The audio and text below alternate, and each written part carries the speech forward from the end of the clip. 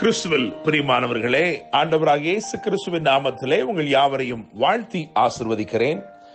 இந்த நாளுக்கென்று தேவன் நமக்கு அருளி இருக்கும் ஜீவ வார்த்தை ஏசாயா தீர்க்க தரிசன புஸ்தகம் 43 அதிகாரம் அதிலே 19வது வசனத்தில் இருக்கிறது.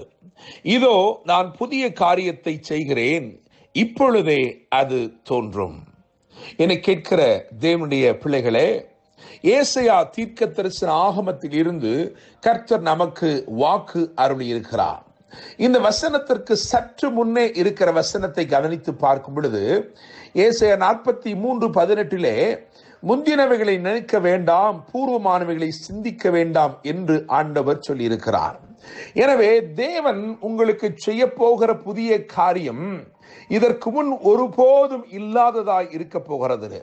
இதற்கு முன் ஒருபோதும் செய்யப்படாதவைகளை தேவன் உங்கள் வாழ்க்கையிலே செய்ய போகிறார். எனவே ஒப்பிடப்பட முடியாத புதிய காரியங்களை தேவன் உங்கள் வாழ்க்கையிலே செய்கிறபடினால் தான் முந்தினவைகளை நினைக்க வேண்டாம், பூர்வமானவைகளை சிந்திக்க வேண்டாம் என்று வாக்கு பண்ணியிருக்கிறார். என கேட்கிற தேவனுடைய பிள்ளைகளே, நான் நிச்சயமாய் நம்புகிறேன், இந்த நாளிலே தேவன் புதிய காரியங்களை உங்கள் வாழ்க்கையிலே செய்ய போகிறார். அது இப்பொழுதே தோன்றும் என்று எழுதியிருக்கிறதே. எனவே தேவன் செய்ய விரும்புகிற அந்த புதிய காரியங்கள் உடனே துவங்குவதை, உங்கள் வாழ்க்கையிலே உடனே அது ஏற்படுவதை நான் பார்க்கிறேன். தேவனுடைய பிள்ளைகளே, இந்த வேத பகுதியில் இருந்து 5 காரியங்களை மாத்திரம் உங்களுக்கு முன்பதாக நான் வைக்கும்படி விரும்புகிறேன். ஏசாயா 43 அதிகாரத்தை கவனிக்கும் பொழுது இந்த 5 காரியங்கள் அங்கே சொல்லப்பட்டிருக்கிறது. முதலாவதாக நான் இங்கே 6வது வசனம் மற்றும் 7வது வசனத்தை கவனிக்கும் பொழுது இந்த தேவன் எப்படிப்பட்டவராய் இருக்கிறார், புதிய காரியங்களை செய்கிற தேவன் எப்படிப்பட்டவராய் இருக்கிறார். முதலாவது, தூரத்தில் இருந்து நன்மைகளை வரவழைக்கிறவராக இருக்கிறார். தூரத்தில் இருந்து உங்களுக்கு உரியவைகளை தேவன் வரவழைக்கிறவராய் இருக்கிறார். நீங்கள் இந்த 6வது வசனம் மற்றும் 7ஆம் வசனம் கவனிக்கும் பொழுது அங்கே வடக்கை நோக்கி கொடு என்று எழுதியிருக்கிறது, தெற்கை நோக்கி வைத்திராதே என்று எழுதியிருக்கிறது, கடையாந்தரத்தில் இருந்து கொண்டு வா என்று எழுதியிருக்கிறது. என கேட்கிற தேவனுடைய பிள்ளைகளே, கட்டளை கொடுக்கிறபடினால், கர்த்தர் என்று உங்களுக்காய் கட்டளை கொடுக்கிறபடினால் கொடுக்க வேண்டியவைகள் நிச்சயமாய் கொடுக்கும். எவைகள் வைத்திருக்கிறதோ அவைகள் இனி வைத்திருக்க முடியாது, அவைகளை விட்டு கொடுக்கும். அதே போல கொண்டு வரப்பட வேண்டியவைகள் கொண்டு வரப்படும். தேவனுடைய பிள்ளைகளே, எனவே முதலாவதாக தூரத்தில் இருந்து நன்மைகளை வரவழைக்கிறவர் என்று சொல்ல விரும்புகிறேன். இரண்டாவதாக 13ஆம் வசனத்தை கவனிக்கும் பொழுது அங்கே தடுக்க கூடாதபடி கிரியை செய்கிறவர். இந்த தேவன் தூரத்திலிருந்து உங்களுடையவைகளை, உங்களுக்கு உரியவைகளை கொண்டு வருகிறவர் மாத்திரமல்ல, இவர் ஒருவரும் தடுக்க கூடாதபடிக்கு கிரியை செய்கிறவராய் இருக்கிறார். அதைத்தான் 13ஆம் வசனத்திலே அங்கே எழுதியிருக்கிறது, நான் செய்கிறதை தடுப்பவன் யார் என்று எழுதியிருக்கிறது. யோபு 42 அதிகாரம் 2ஆம் வசனத்தை வாசிக்கும் பொழுது, தேவரீர் சகலவற்றையும் செய்ய வல்லவர், நீர் செய்ய நினைக்கிறது தடைபடாது என்று எழுதியிருக்கிறது. எனவே இந்த தேவன் தூரத்திலிருந்து நன்மைகளை வரவழைக்கிறவராய் இருக்கிறார். இவர் தடுக்க கூடாதபடி கிரியை செய்கிறவராய் இருக்கிறார்.